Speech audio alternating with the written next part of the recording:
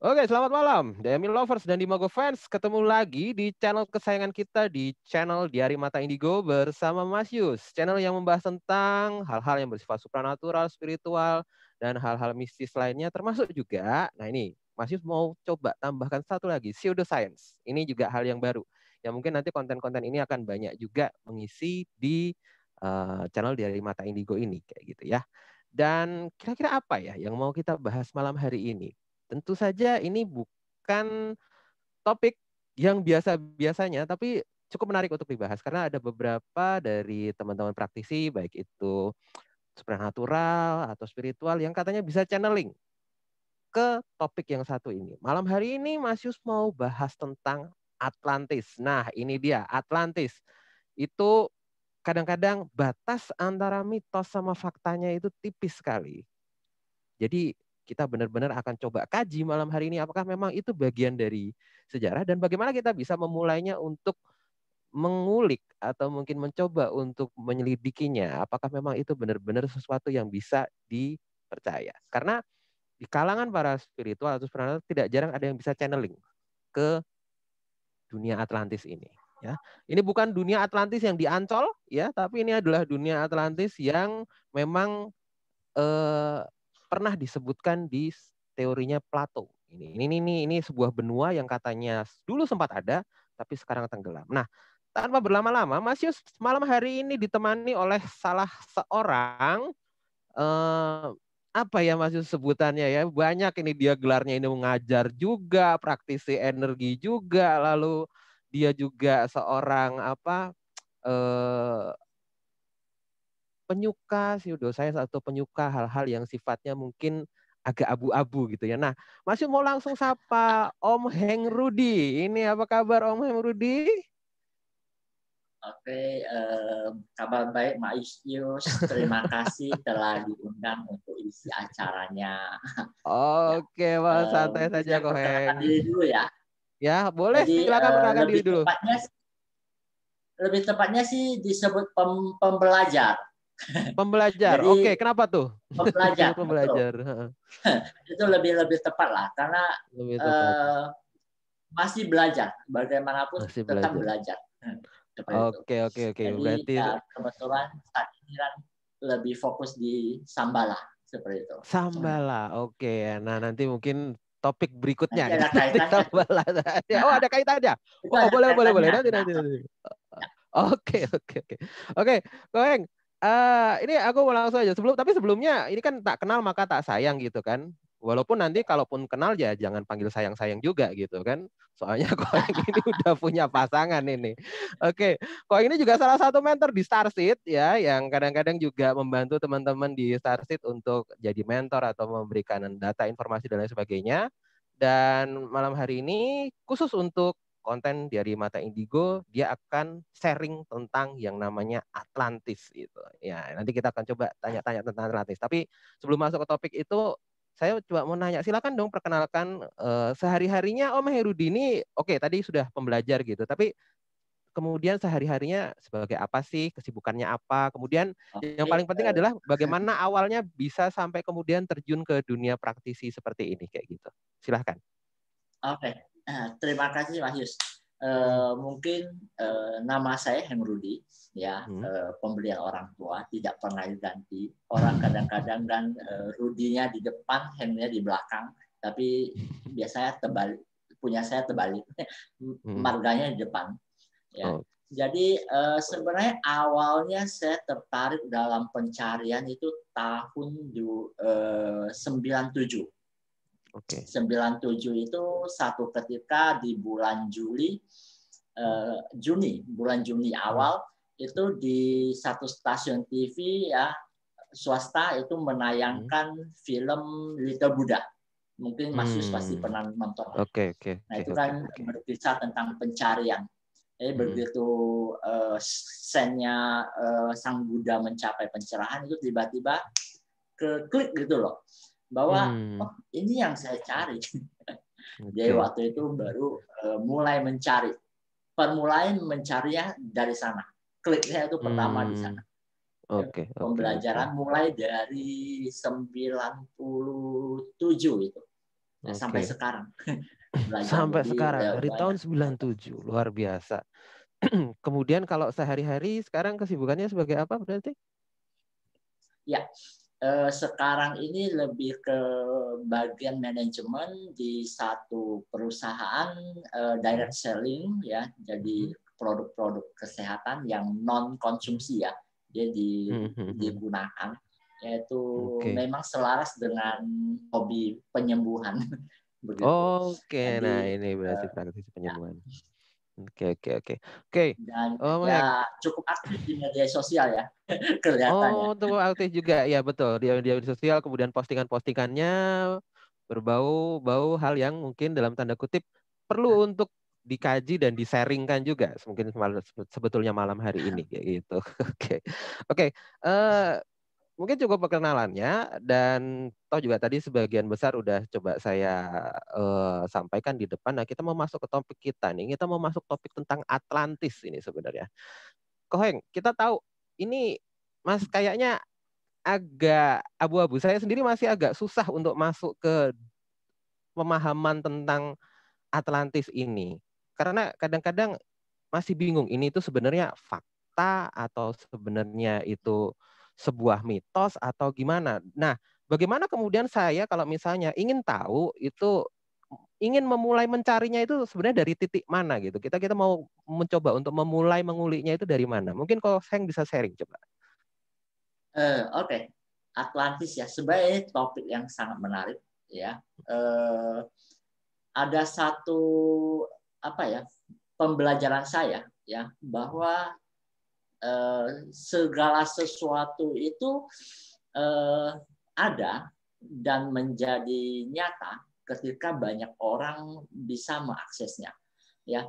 Jadi kan topik Atlantis ini pertama kali diangkat publik kan dari Plato ya, seperti Ya, yang banyak orang ketahui. Tapi ketika Plato saja dia berbicara demikian, itu masih dianggap sebagai fiksi, ya kan? ya. Sampai sekarang pun para ilmuwan itu menganggap itu fiksi. Ya. Ya, kalau kita kaji berdasarkan keilmuan itu masih dianggap fiksi. Ya, tetapi akhir-akhir ini timbul banyak sekali orang-orang yang merasa bahwa dia bagian dari sana, bagian dari Atlantis sendiri. Karena kita masuk pada tatanan bumi yang ketika energi bumi itu makin meningkat, energi kesadaran umat manusia itu sendiri meningkat. Nah, mau tidak mau, makin banyak lagi orang yang kemudian dia memiliki satu perasaan familiar ketika mendengar Atlantis ataupun cerita-cerita dari Atlantis. Ya, salah satu contoh seperti film Aquaman. Nah, kita melihat itu kan cerita senya Atlantis. Begitu orang nonton itu, kayaknya klik gitu. Kok saya rasa familiar ini gitu. Itu banyak yang terklik semacam itu. Nah, kemudian banyak pembelajaran ya, kita melihat ya, mungkin saya share PPT-nya ya. Boleh silakan. Oke. Ya. Share PPT ya. Nah, ini Atlantis ya. Nah, jadi pembelajaran saya sebenarnya belum selesai untuk Atlantis ini ya. Jadi tinjauan yang agak subjektif lah, karena ini kan berdasarkan pemahaman saya. Jadi Anda yang pasti layak untuk di-sharing ini. Betul. Boleh setuju, boleh tidak juga gitu. Tidak ada paksaan gitu, karena ini subjektif saya ya, pembelajaran saya. Ya. Bahwa pertama yang kita tahu itu dari Plato ya. Nah, ini gambaran dari Plato bahwa dia ada di Samudra Atlantis ya, antara Afrika sama Amerika. Nah, kemudian berbagai gambar kan di keluar. Nah, seperti ini ya. Jadi selain Atlantis itu ada Mu, kemudian Mu ini ada yang mengaitkan dengan Lemurian ya. Juga ada yang membuat dia berdiri sendiri. Ya. Nah, seperti ini Atlantis sama Mu doang. Ya. Mu itu dianggap sebagai Lemurian ya. Nanti Atlantis pasti ada pasangannya Lemurian. Ya. Nah, ini adalah salah satu lagi yang menyatakannya bahwa Atlantis itu di sana, ya, di Mu itu adalah termasuk Indonesia. Nah, Lemurian di agak samping ya. Oke. Nah, banyak versi sebenarnya. Ya, tetapi rata-rata menyatakan bahwa lokasinya itu adalah di antara Amerika dan Afrika di lautan Atlantis sana. Oke. Nah, kemudian kan kalau kita banyak belajar, seperti saya banyak belajar, banyak baca ya. Ada Madame Blavatsky, ini adalah pelopor teosofi ya. Nah, mereka seperti ini ya, pelopor teosofi. Jadi dari kaum teosofi mengatakan bahwa kondisi Atlantis ini ada di sana. Memang posisi yang seperti yang tadi ya.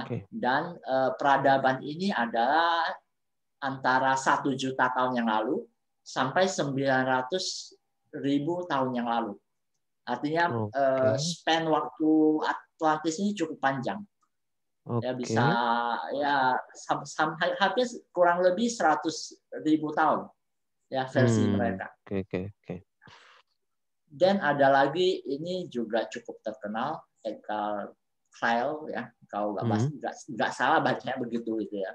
Sampai beliau disebut sebagai sleeping puppet ya. Ini juga sebenarnya baru akhir ini kenal gitu loh. Kenal dari banyak baca. Jadi beliau banyak sekali channeling, di mana saat channeling itu beliau tidur gitu loh. Tapi dia dapat banyak sekali resep-resep yang kemudian dipakai di dunia kedokteran modern. Asalnya dari mana? Asalnya dari channeling itu. Dan itu terbukti kasetnya benar gitu. Nah, dia juga mengatakan bahwa ada ya, Atlantis ini ada. Seperti itu. Nah, kemudian ini dia membuat 3 bagian, itu ada Lemurian sama Mu, itu satu benua, Atlantis satu benua, kemudian ada benua yang namanya Rama. Rama ini kalau tidak salah itu terkait dengan dewa-dewinya Hindu. Seperti itu. Ya. Nah, ini versinya ini Edgar ya. Jadi 10 juta tahun yang lalu. Kondisi 10 juta tahun yang lalu.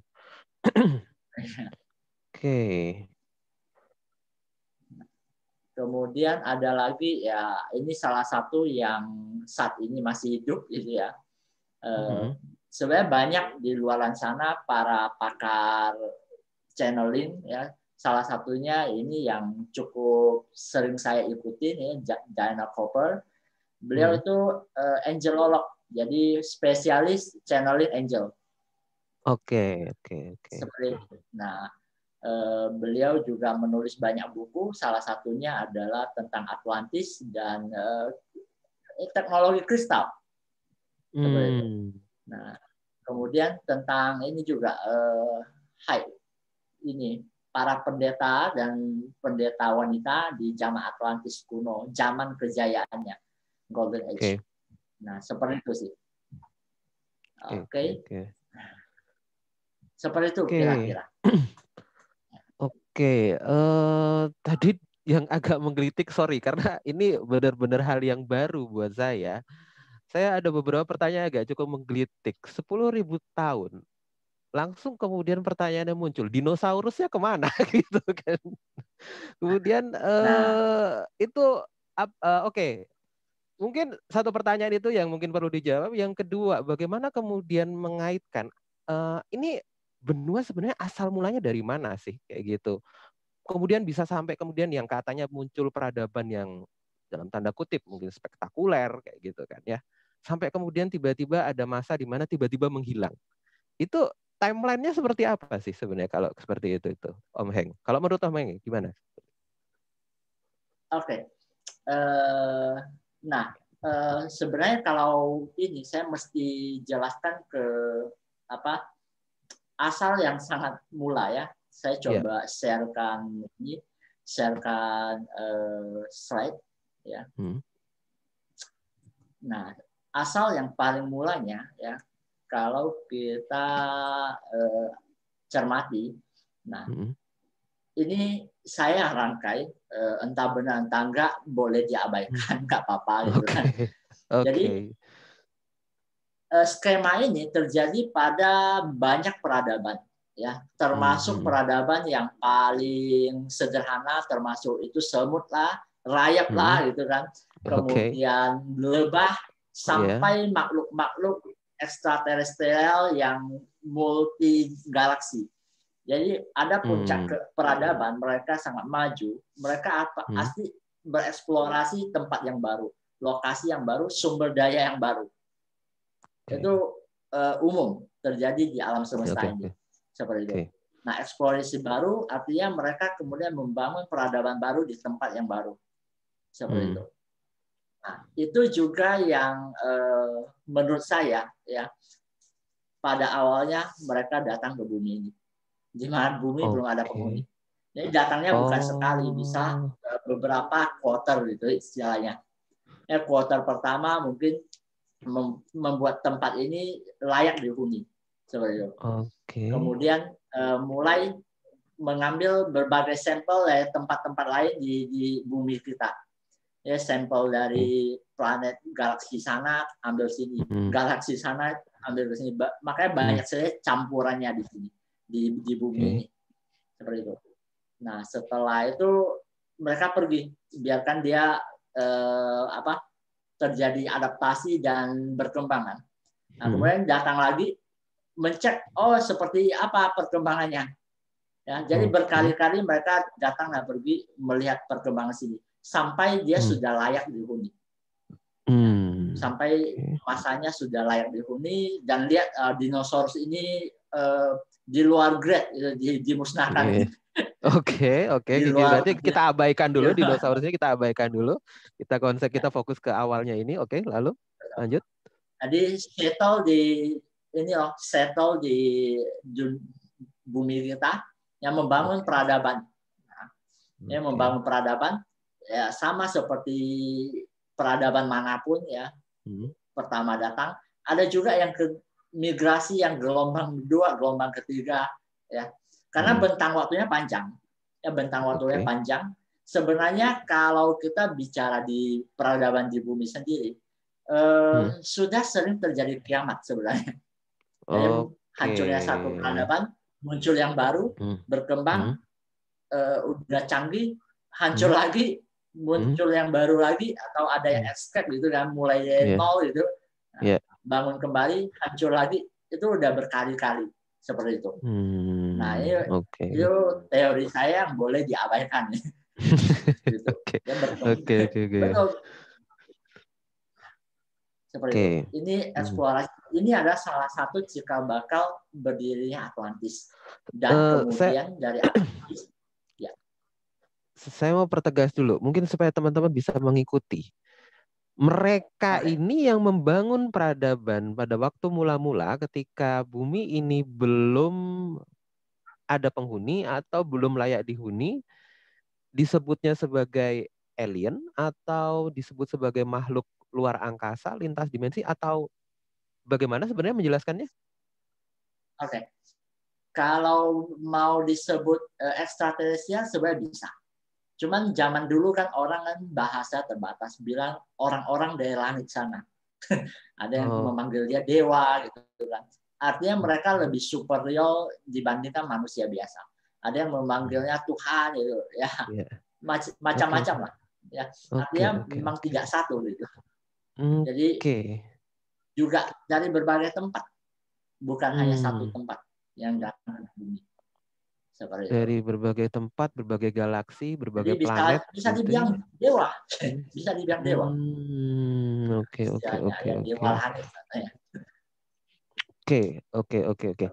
Lalu kemudian seperti yang Om Heng bilang tadi, bahwa kemudian peradabannya berkembang kayak gitu. Peradabannya berkembang dan kemudian hancur, musnah. apa penyebabnya? Bencana alam kah atau ada penyebab-penyebab khusus kah? Mungkin bisa lebih diperjelas. Ya, kehancuran dari peradaban itu banyak. Ya seperti teori-teori baru kan sebenarnya benar juga. Jadi siklus waktu itu bukan panjang begini, bukan linear. Jadi dia mutar gitu. Dia berkembang sampai musnah itu, atau dia berkembang sampai eksplorasi ke tempat baru, ataupun dia putar-putaran kecil. Jadi dia sampai berkembang, kemudian ada yang angkuh gitu kan, mulai peradabannya hancur lagi, ataupun dia mulai berkembang, kemudian atau terjadi konflik, hancur. Di masa konflik kan susah. Nah, di masa-masa susah muncul orang-orang hebat. Orang-orang hebat menciptakan masa yang tenang. Di masa yang tenang terciptalah orang-orang yang malas, orang-orang yang payah gitu. Orang yang payah menyebabkan masa-masa sulit. Rolling begitu aja. Jadi seperti itu juga terjadi pada Atlantis. Ya. Jadi di Atlantis itu berkembang, kemudian ya karena bentang waktu yang panjang itu, kemudian ada juga sekelompok yang lebih lebih materialis, ada sekelompok yang lebih spiritualis, berpikir untuk mereka lebih baik memisahkan diri. Nah, itulah yang terciptanya Lemuria dan kontinen lainnya seperti itu. Itu menurut saya. Iya. Jadi versi lainnya silakan gitu. Jadi masih sangat terbuka untuk informasi, boleh masuk seperti itu. Artinya kalau misalnya dari penjelasan tadi bahwa memang diakui peradabannya advance, peradabannya maju kayak gitu. Ya. Karena ini memang sebuah penerapan atau sebuah aplikasi teknologi dari kalau sebutannya Koheng ya ekstraterestrial ya, kayak gitu ya. Dan kemudian sebenarnya kalau mungkin dari data atau mungkin dari informasi yang Koheng baca, sebenarnya kehidupan di Atlantis ini seperti apa sih dulu? Apakah memang seperti film-film futuristik yang ada di bioskop atau mungkin di tayangan, atau mungkin mereka sebenarnya punya teknologi tersendiri? Kemudian tadi disebut juga kok ada hubungannya sama kristal. Sebenarnya kalau untuk penggambaran kondisi society di Atlantis itu sendiri sebenarnya gimana Koheng? Kalau menurut Koheng? Saya mungkin ambil beberapa, karena Atlantis kan seperti kita tahu itu bentang waktunya panjang. Kita lihat Tiongkok zaman sekarang aja 3.000 tahun aja itu ganti dinasti banyak sekali. Dari kerajaan sampai republik banyak sekali. Kemudian kaisarnya itu gonta-ganti dinasti kan. Nah, jadi Lemuria kita anggap itunya lah, pukul ratanya lah. Nah, di sana itu seperti yang pernah saya tahu itu adalah bahwa mereka itu lebih spiritual awalnya, lebih spiritual. Kemudian mereka itu menggunakan kristal-kristal, menggunakan kristal-kristal sebagai sumber energi. Dan banyak sekali zaman itu ekstraterestrial yang masih tinggal di bumi zaman Atlantis. Zaman itu juga terjadi yang namanya percampuran ras. Nah, jadi DNA manusia itu ada sedikit DNA ekstraterestrial seperti itu. Jadi itu yang membuat manusia itu lebih berkembang dibandingkan makhluk-makhluk lainnya, lebih istimewa. Jadi ini ada satu sisi ini, tapi ada kondisi di awal seperti itu ya. Kemudian dalam perjalanannya seperti apa tuh? Nah, kan sebenarnya kalau berdasarkan Plato itu adalah sistem pemerintahan yang paling bagus. Republik kata Plato kan. Nah, memang kayak demokrasi gitu loh. Jadi kan awalnya ketika mereka lebih spiritual, mereka bisa jalur telepatiknya bagus. Jadi lebih empatik terhadap yang lainnya. Ya, jadi kalau saya banyak pengetahuan dari yang lain-lain adalah bahwa seorang di Atlantis ya, ketika dia menduduki satu posisi sebagai misalnya guru sekolah, mereka mesti memiliki aura berwarna ungu misalnya ungu. Jadi mereka memang terlahir dengan bakat mengajar. Jadi dia tinggal di sana supaya dia dikhususkan ke sana. Nah, seperti itu. Jadi orang yang auranya hijau misalnya, mereka akan dididik untuk khusus untuk menyembuhkan, baik itu secara fisik maupun secara energi. Nah, itu bisa deteksi gitu. Ya. Jadi itu pada awalnya seperti itu. Jadi binatang-binatang suci yang hari ini kita tahu ada unicorn, ada dragon gitu ya. Nah, hidup pada masa itu juga. Oke. Nah, kemudian kan terjadi resesi. Istilahnya ketika zaman berganti ya makin banyak yang datang. Kemudian ada yang merasa superior, egonya tinggi gitu. Nah, kemudian ada yang pisah keluar, yang lebih spiritual pisah keluar jadi Lemurian. Jadi yang Mu gitu kan. Oke. Lemurian sama Mu juga. Itu lagi. Oke. Lagi. Aku mau coba gali lagi kok, nggak apa-apa. Ini kan kayaknya sih mungkin kalau satu part nggak cukup ini, tapi nanti saya akan sambung di part 2. Tapi sebelum sambung ke part 2, saya mau coba satu pertanyaan lagi. Hubungan antara Atlantis sama Lemuria ini sebenarnya gimana sih? Apakah mereka memang bermusuhan ataukah mereka memang ya biasa-biasa aja gitu, cuma gara-gara beda tempat aja, atau memang apa? Ada perbedaan apa yang mencolok antara Atlantis sama Lemurian? Kadang-kadang kan juga teman-teman yang mungkin nggak paham gitu, kadang-kadang menyamakan, oh Atlantis itu ya Lemurian, atau mungkin ya Lemurian itu sama aja dengan Atlantis. Tapi sebenarnya perbedaannya apa sih? Oke, ya seperti tadi saya sempat sebutkan bahwa memang dari Atlantis kemudian mereka memisahkan diri karena mereka merasa wah ini Atlantis sudah pimpinannya udah nggak benar gitu, udah terlalu egosentris, jadi mereka memisahkan, mereka lebih kultuskan untuk spiritual gitu. Lebih spiritual, kemudian Atlantis berkembang, dia lebih mengejar kemajuan, ya, teknologi segala macam dikembangkan sampai canggih sekali gitu. Nah seperti itu permulanya. Jadi Atlantis Lemurian dia tidak terlalu ngurusin berkembangnya seperti apa secara fisik. Gitu. Sementara Atlantis teknologinya dia pacu terus, ditingkatkan terus seperti itu. Oke, menarik sekali pembahasannya untuk Atlantis dan Lemurian ini. Mas Yus akan lanjutkan di part 2 untuk sesi ini. Untuk part 1-nya, Mas Yus akan cukupkan sampai di sini. Teman-teman yang mungkin masih ingin mendengarkan lanjutan dari cerita Atlantis ini, nanti bisa saksikan di part 2. Setelah ini, Mas Yus akan kembali lagi bersama Koheng dan masih dengan pertanyaan-pertanyaan seputar Atlantis. Kita akan coba ungkap lagi lebih dalam lagi sebenarnya apa yang terjadi dengan Atlantis ini, atau mungkin apa yang kemudian terjadi antara Atlantis dan Lemurian sampai kedua-duanya kompak menghilang, ya kayak gitu. Jadi ini Mas Yus akan cukupkan untuk part 1 sampai di sini dulu. Kita akan lanjut part 2. Stay tune.